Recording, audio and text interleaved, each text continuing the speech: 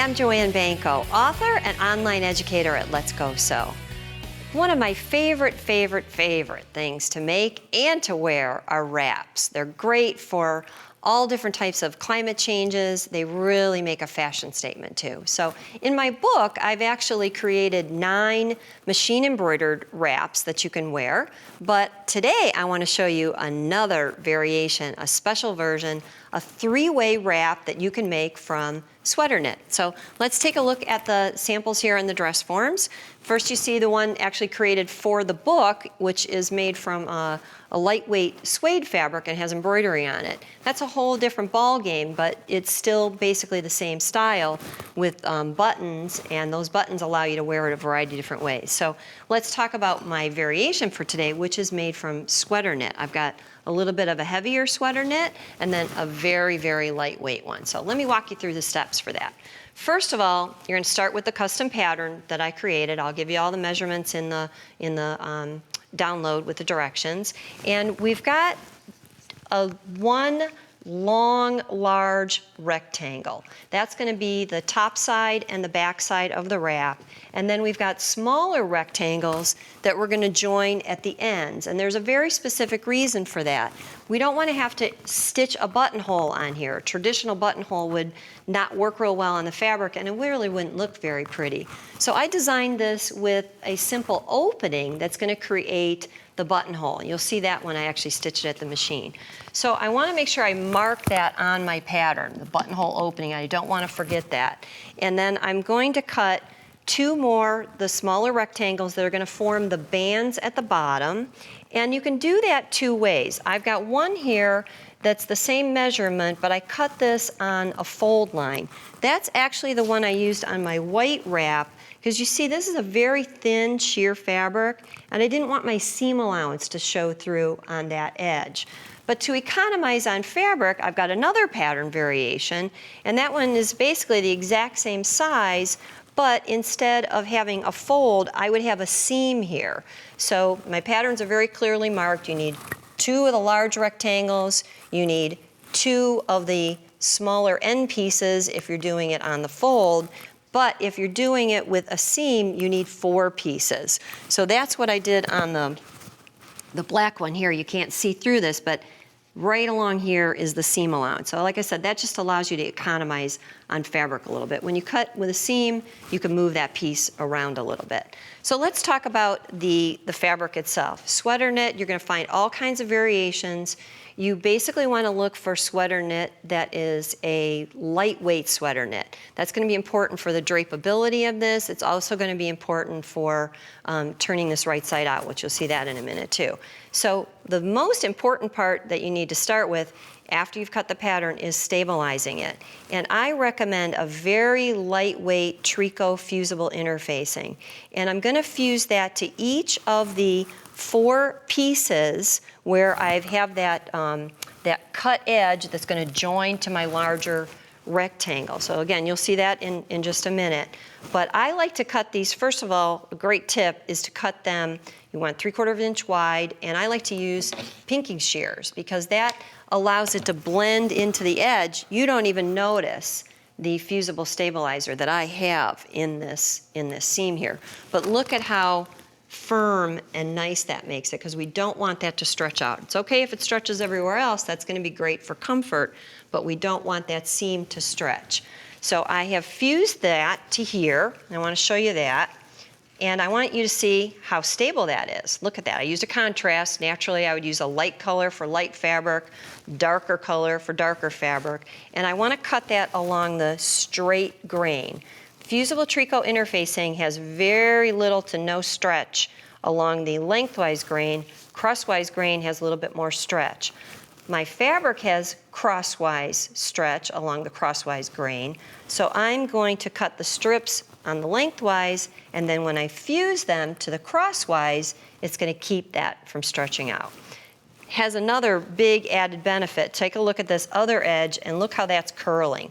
That's because this is a jersey style knit, and that helps tame it very well. So let's get rid of all this, move this out of the way so that I can spread out my pattern a little bit, or my piece that I've already stitched and show you how that goes. All right, so here I've got my two very large rectangles. I've got this all pinned, but I'm just going to pull this out so that you can see this. And then this was the band piece, which is that smaller rectangle that was cut on the fold. And I've got all four of those edges stabilized with that fusible tricot interfacing. You could tell by the fact that I can't stretch, so each one of those shorter cut edges are stabilized with the fusible tricot. So you're going to need 8 pieces of that. And then you pin that seam there. You pin your second seam here, and that's going to be my band for that end. I've got the exact same thing on this opposite end. Okay, so you can see that's exactly the same thing. But you're going to see in a second here, I've also marked off an opening for my buttonhole. So let's slide that one aside, and I'll pull this one out that I've already stitched for you. So where those edges were pinned, I have now sewn the seam. I've also, done every single edge there, but I've also carefully marked off an opening for the buttonhole. Now the buttonhole needs to match the size of your button. I think the perfect size for this is 1 3/4 inches. You can find some really pretty decorative buttons like that, or choose a plain one to just blend in. It's your choice. So I've marked off that buttonhole opening. It needs to match on that opposite side where the band was sewn to that second seam.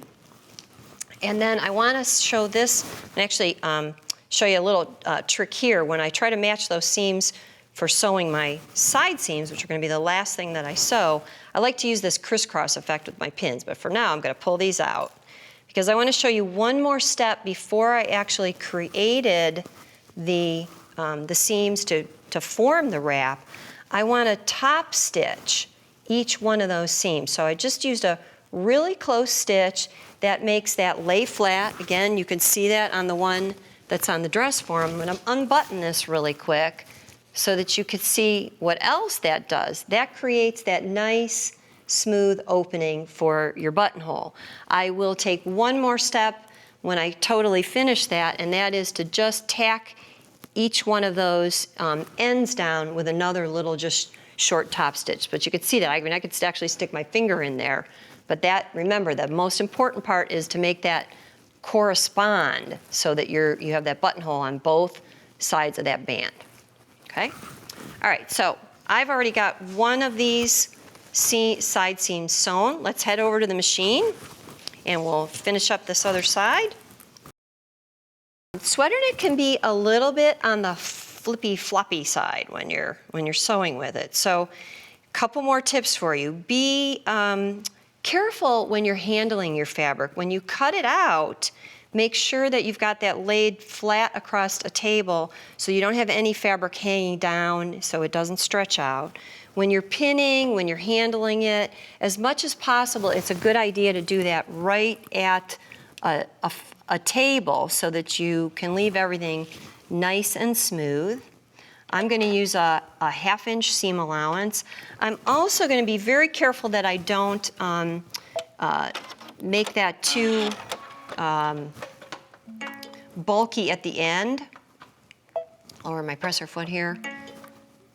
Oh, it wants me to lower that. With the button, okay, I'll do whatever the machine tells me to do.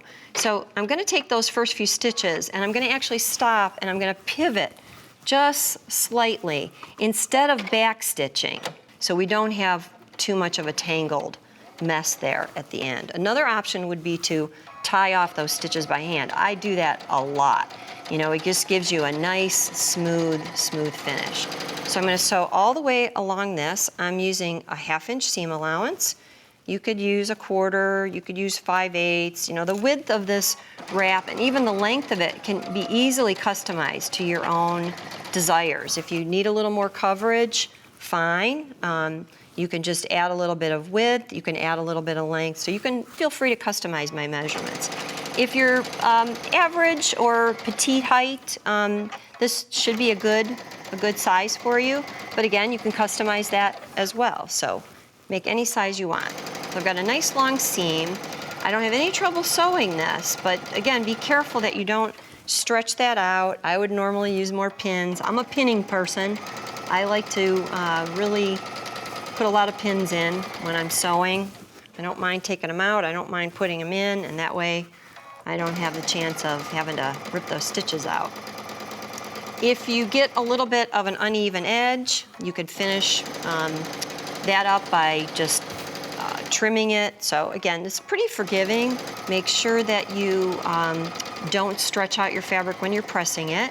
Use a gentle hand is basically what you're doing. And just be careful so that you keep that fabric from getting distorted. I always say, you know, when you're sewing, kind of treat your fabric and your piece like it's a baby, so. All right, I'm gonna backstitch that. I'm gonna cut that off. All right, in the second here, you're gonna see my buttonholes. You're gonna see the opening. Let me find which side. You just want one end. Only one end has to have those buttonholes, so there it is. There's my buttonhole opening on that side, going all the way through. This fabric is so fine and so light, believe it or not, I can turn it right side out through this buttonhole. And I also did that with my black one as well. Now, your sweater knit may not be like that, so if you are not able to do this, then you want to leave just a little bit of an opening along that long side seam so that you can pull your whole wrap through and then just close up that opening when you're done. So that's exactly how I turned that. So let me show you the finished wrap here. I've got the buttonhole opening there where I turned that. I can button right down here at the waist. I can go up another button all the way to the shoulder. Any way you like it. You can make a beautiful machine embroidered wrap or one from Sweater Knit.